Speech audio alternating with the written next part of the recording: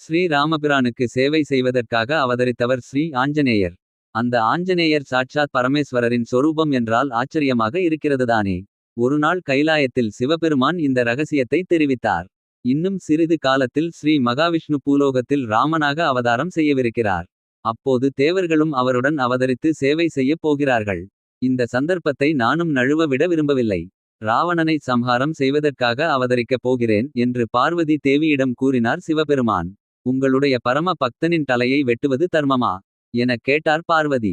மகாவிஷ்ணுவும் நானும் வேறல்ல, அவரது அம்சமே நான். ராவணன் என்னை ஆராதனை செய்தான். அதே நேரத்தில் என்னுடைய ஒரு அம்சத்தை அவமதித்து இருக்கிறான். நான் 11 ருத்திரர்களாக இருப்பதை நீ அறிவாய். ராவணன் 10 தலைகளை அறிந்து 10 ருத்ர மூர்த்திகளுக்கு காணிக்கையாக்கினான். 11வது அம்சத்தை அலட்சியப்படுத்தி இருக்கிறான். இப்போது நான் அதே அம்ச உருவத்தில் அவனை எதிர்த்து போர் புரிவேன். எனது தெய்வமான மகாவிஷ்ணுவுக்கும் சேவை செய்யும் பாக்கியம் பெறுவேன்.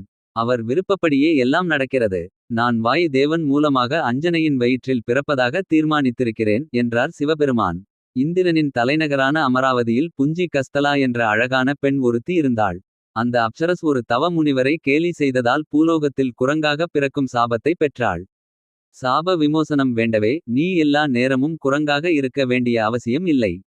விரும்பும் போது மானுட பெண்ணாக வடிவம் எடுத்துக் கொள்ளலாம் என்று சாபத்தை முனிவர் கொஞ்சம் தளர்த்தினார்.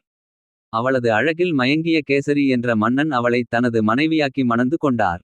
ஒரு நாள் காற்று தென்றலாக வீசியது. திடீரென்று அவளது மேலாடையை யாரோ இழுப்பதைப் போல தோன்றியது. தனது கணவன்தான் என பார்த்த அஞ்சனைக்கு ஆச்சரியம் காத்திருந்தது. கேசரி சற்று தொலைவில் மரத்தடியில் நின்றிருந்தார். அஞ்சனைக்கு சந்தேகம் வந்துவிட்டது. யாரோ தன்னை உருவமில்லாமல் வந்து தீண்டுகிறார்கள் என்பதை அறிந்து கொண்டாள். எனது கற்பின் கனலால் உனக்கு சாபம் கொடுக்கிறேன் என்று அஞ்சனை கோபத்தோடு பேச ஆரம்பித்தபோது ஒரு குரல், கொஞ்சம் பொறு. தவறு நடக்கவில்லை என்றது. ஸ்ரீ அனுமன், நான் வாயு தேவன். நான் உன்னுடைய கற்பை மாசு படுத்தவில்லை. எனக்கு நிகரான வலிமை உடைய அதி பலசாலியான புத்திரன் உனக்கு பிறப்பான்.